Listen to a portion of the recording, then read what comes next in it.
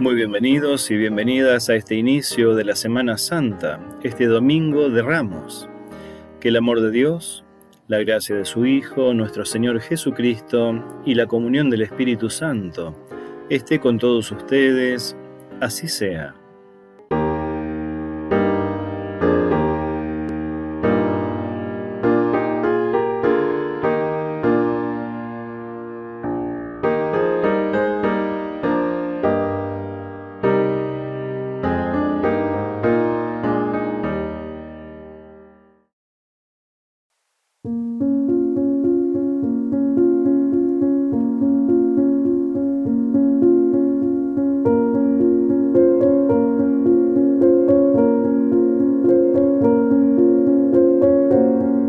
El libro de Isaías, en su capítulo 50, dice así: El mismo Señor me ha dado una lengua de discípulo, para que yo sepa reconfortar al fatigado con una palabra de aliento. Cada mañana, Él despierta mi oído, para que yo escuche como un discípulo. El Señor abrió mi oído, y yo no me resistí, ni me volví atrás. Ofrecí mi espalda a los que golpeaban, y mis mejillas a los que me arrancaban la barba. No retiré mi rostro cuando me ultrajaban y escupían, pero el Señor viene en mi ayuda.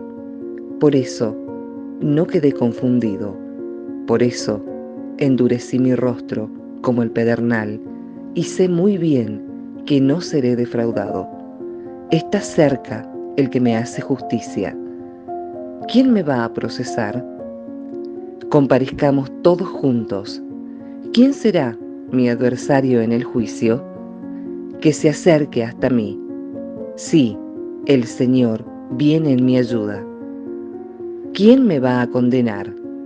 Es palabra de Dios.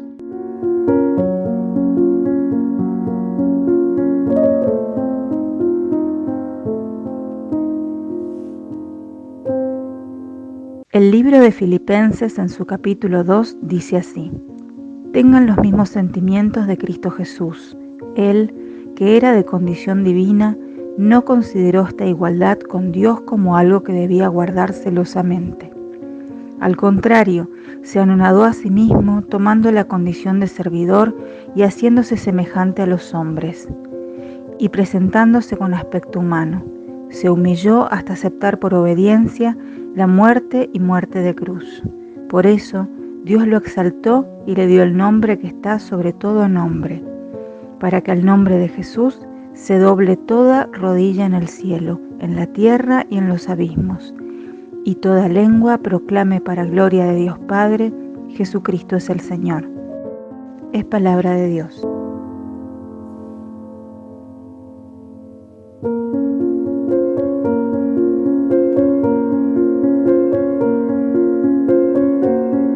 Y el Evangelio de hoy se encuentra en San Lucas, capítulo 19, versos 28 al 40.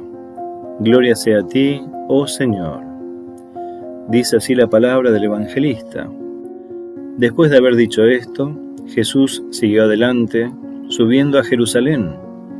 Cuando se acercó a Betfagé y Betania, al pie del monte llamado de los Olivos, envió a 2 de sus discípulos diciéndoles: Vayan al pueblo que está enfrente, y al entrar encontrarán a un asno atado, que nadie ha montado todavía. Desátenlo y tráiganlo. Y si alguien les pregunta por qué lo desatan, respondan: el Señor lo necesita. Los enviados partieron y encontraron todo como Él les había dicho. Cuando desataron el asno, sus dueños le dijeron: ¿por qué lo desatan? Y ellos respondieron: el Señor lo necesita. Luego llevaron el asno donde estaba Jesús, y poniendo sobre él sus mantos, lo hicieron montar. Mientras él avanzaba, la gente extendía sus mantos sobre el camino.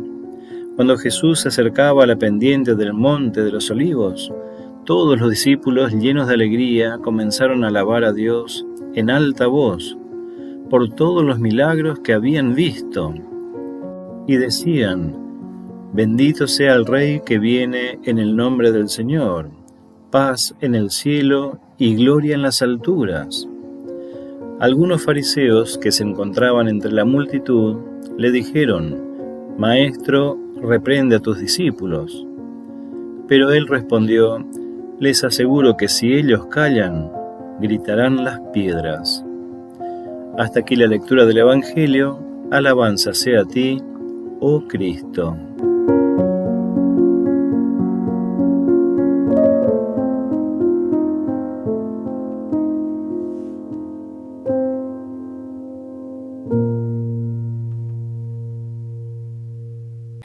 Gracia y paz de Dios, nuestro Padre, y de su Hijo, nuestro Señor Jesucristo, para con todos ustedes.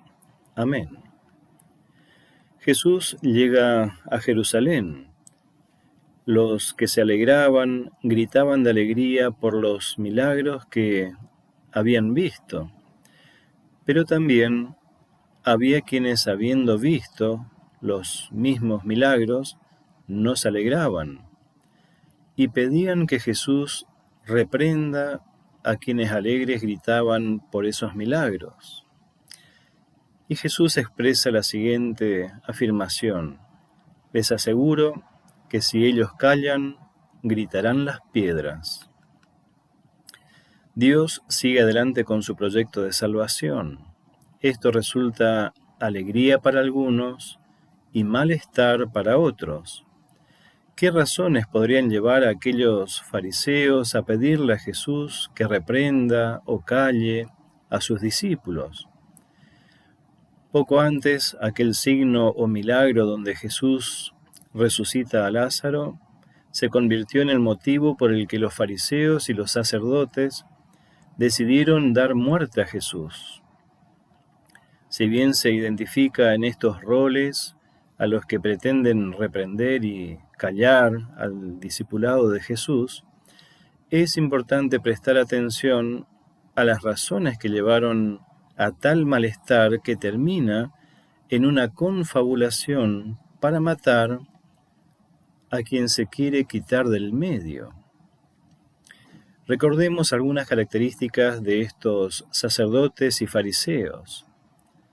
Al primero que cuestionaron fue a Juan el Bautista, dado que convocaba a mucha gente y eso llamó su atención, pero Juan decía con claridad que él no era el Cristo o Mesías.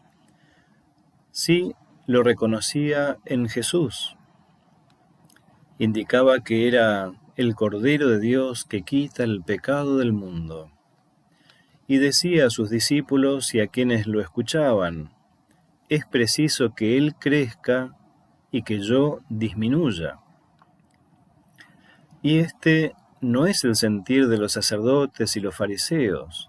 Por el contrario, les molestaba y preocupaba que Jesús crezca y que ellos disminuyeran. No estaban dispuestos a aceptar eso. Jesús echa a los mercaderes del templo, exclama que la casa de su padre no la conviertan en una cueva de bandidos o casa de negocios, lo cual funcionaba con toda normalidad ante la presencia de los sacerdotes y los fariseos. Jesús sanaba en los días sábados, cuestión que era señalada por sacerdotes y fariseos como algo indebido y que contradecía la ley.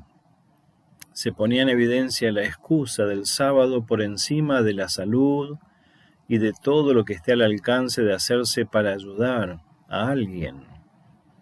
También fueron fariseos los que llevaron a una mujer que había cometido adulterio para escuchar el veredicto de Jesús y así apedrearla. A lo que Jesús les responde que cualquier varón que no haya cometido adulterio tire la primera piedra. Sacerdotes y fariseos cuestionaron a un ciego de nacimiento que había vuelto a ver, no solo a él, sino a su familia. Con un tono amenazante intentaban demostrar que no era ciego, negando el signo o milagro hecho por Jesús.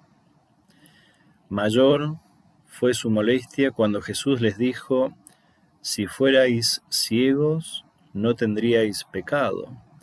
Pero como decís, vemos, vuestro pecado permanece. Hasta que luego de lo sucedido con Lázaro, deciden matarlo.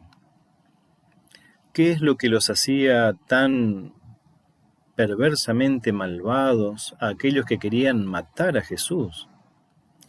En realidad no les importaba si las personas sanaban o si lo que Jesús decía era verdad, o que las personas y familias superaran sus miserias o aquello que los hacía miserables. No les importaba que las personas estén alegres y se sientan dignas y respetadas. Lo que les importaba era que se les desobedezca, es decir, lo que les importaba era perder su lugar jerárquico de poder. Nunca se permitirían decir y actuar lo que Juan el Bautista, cuando decía, es preciso que él crezca y que yo disminuya. Sin temor a Dios, el obsesionado deseo de poder motoriza aquellas confabulaciones que, lejos de preocuparse por el bienestar del otro, por su dignidad e integridad, despliegan las acciones más crueles y violentas con el solo propósito de permanecer en el poder. Cuando las instituciones dentro de la cultura se extravían de los principios para los cuales fueron fundadas, dirigen sus energías en reprender y o callar a quienes son capaces de poner en evidencia sus malvadas intenciones y de organizarse para encontrar los caminos de paz, de libertad y dignidad, los caminos que protegen el derecho y la salud de la población. Cuando estas voces no se pueden callar, es cuando crece la presencia y acción de Cristo entre nosotros. Que la paz de Dios, que sobrepasa todo entendimiento humano, nos guarde a cada uno y a cada una en la verdadera fe, hasta la vida eterna. Amén.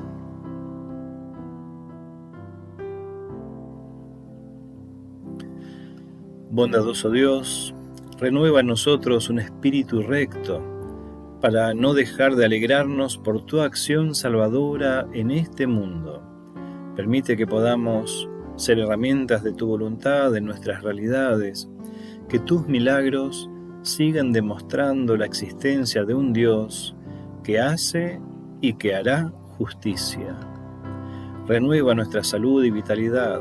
Te pedimos que asistas a las personas que conocemos y necesitan de ti, por estar sufriendo enfermedades, duelos, angustias, dificultades laborales, intolerancia o violencia de algún tipo. Especialmente te pedimos por las personas, familias y pueblos que sufren los flagelos de la guerra y de todo tipo de violencia como el narcotráfico, la trata de personas y aquellas formas de robarle y destruir dignidad e integridad a la vida que tú nos regalas. Dales esperanza en la paz que proviene de ti. Dale sabiduría y compromiso con su vocación de servicio a científicos, médicos, docentes, gobernantes, autoridades civiles y militares, y a cada persona que tiene responsabilidades para con la población. Conoces nuestras propias realidades y nos ponemos en tus manos, para que nos asistas según tu voluntad. Todo esto te lo pedimos en el nombre de tu amado Hijo, nuestro Señor Jesucristo. Amén.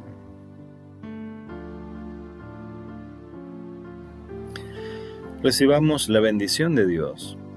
Que el Señor te bendiga y te guarde, que el Señor haga resplandecer su rostro sobre ti y tenga de ti misericordia. Vuelva el Señor su rostro a ti y te conceda su paz.